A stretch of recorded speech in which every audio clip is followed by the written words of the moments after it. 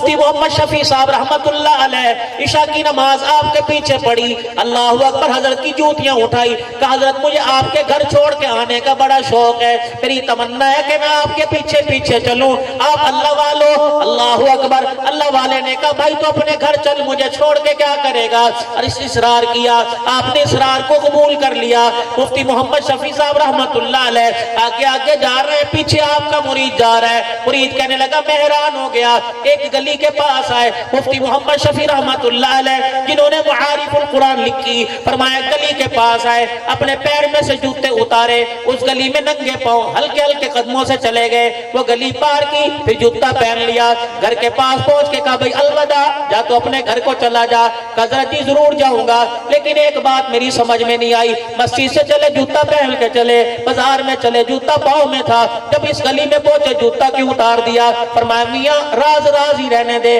حضرت جی بتاؤ تو دل کا بوجھ ہلکا ہو جائے گا۔ آپ نے فرمایا سن، اس گلی کے اندر ایک طائفہ عورت رہتی ہے جو اپنا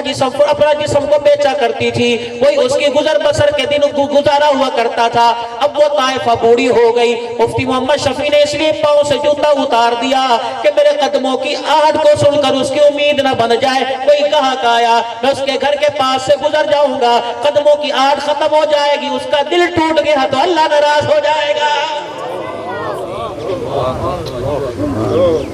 یا تو ماؤں کے دل توڑ دیے، یا تو بیویوں کے دل توڑ دیے، یا تو باپ کے دل کو چکنا چور کر کے رکھ دیا، یا تو ماموں کو آنکھیں دکھا دی، یا تو تائے چاچے کا گرے بال پکڑ لیا۔ یقین جانو قیامت کا دن ہوگا، بڑی بڑی نمازوں کے سجدے، بڑی بڑی زکوٰۃ کی ادائیگیاں، رمضان المبارک کے فاقے دھرے کے دھرے رہ جائیں گے۔ اس وقت جب کوئی روتا ہوا اللہ کے دربار میں آ جائے گا اور آ کے کہے گا یا اللہ قصور بھی کوئی نہیں تھا، بتا اس نے میرے ساتھ یہ ظلم کیوں کیا ہے؟